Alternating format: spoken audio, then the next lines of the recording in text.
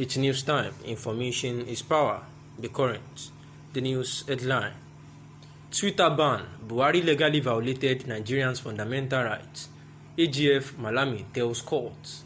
Northern vs South for presidency 2023. Abubakar Malami, the Attorney General of the Federation, has told the Community Court of Justice of ECOWAS that President Muhammadu Buhari's order banning Twitter legally violated Nigerians' fundamental human rights. And this is contained in the court's document seen by People's Gazette. We know that just of recent, for some months now, President Muhammadu Buhari's administration had banned Twitter from operating in Nigeria in June, and the human rights organizations and journalists, including the People's Gazette and Amnesty International, in a consolidated lawsuit alleged a breach of freedom of expression and association. Therefore, they have said that President Muhammadu Buhari has violated the Nigerians' fundamental rights. Also, the North and the South had actually been having a disagreement about the presidency for 2023, where the Northern Governors and Northern Elders Forum have said that the presidency should not be zoned to the South, as it is a democracy that we are running. And the North insisting to produce President Muhammadu Buhari would be unfavorable, and weaknesses towards sustaining the unity and stability in the country, as it will favor the declarations of Oduduwa and Biafra nations by 2024. Northern Governors' miscalculation on 2023, meandering on blind excitement of opposing the position of Southern Governors' standpoint, had put the Northern Governors as exponents on Nigerians' breakup. If another Northerner succeed President Buhari in 2023, he or she might not be able to be the superintendent over the affairs of the country, as Nigeria may face brutal challenges from secessionist groups with full backing up from ethnic groups as a result of a revolt against the injustice against the South and excesses of the North. Indigo may join with IPOP, and also to declare for Biafra restoration in the event of any conspiracy against the 2023 Igbo presidency. Northern Governors should apologize to Nigerians for these subversive and provocative responses to 2023 Southern presidency, or should face the consequence of unable to read the mood of the nation, which favors the Southern presidency of Igbo bloc. And the analysis is that we know that quite a while now, an analyst discussed about two reasons why the Northerners should actually allow that the presidency should be zoned to the southeast this time around and produce an Igbo. However, the Northern Governors had a meeting saying that that was not constitutional, and that it was unconstitutional for the Southern Governors to meet and agree that the president should be zoned to the South, because it is not in line with the 1999 Constitution as amended, saying that anyone should actually be able to contest for the presidency irrespective of the zoning and the likes like that.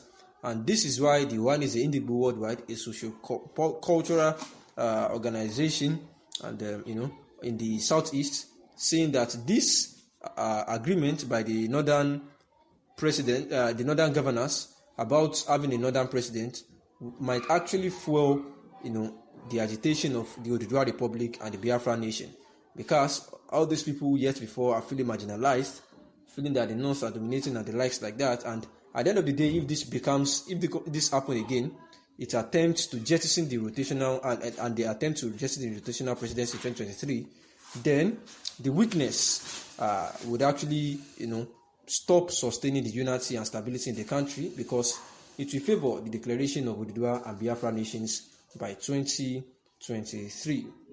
They must know that the manner they are doing this, not what they are looking for, but the manner in which they are doing this, it is likely to cause more problems for them than solve the problems. But the problem is to get the North to say, okay, show us why it is better. Show us why a Southern presidency is the best for the North and the rest of Nigeria. This is a democratic country. Citizens vote. Nigerians, irrespective of where they are, will vote. Political parties have to do the hard work. Also, as if that was not enough, another influential northern group Arewa Consultative Forum didn't mince words when it threatened that the North will use its numerical might against any party that zones its presidential ticket to the South. Yerima Shetima rejected any attempts at zoning, adding that any party that does so is on its own. The question then is that where were these people in 2013 when the APC leaders came up with the power rotation solution? And where were they when in 2015 a Buhari Northerner became the first APC candidate to benefit from the arrangement? Also, the Northerners Governors Forum, they actually agreed as well too that what the Southern governors had actually said about zoning the presidency to the South was actually not constitutional, and it is wrong because according to the Constitution of the 1999 as amended, it says that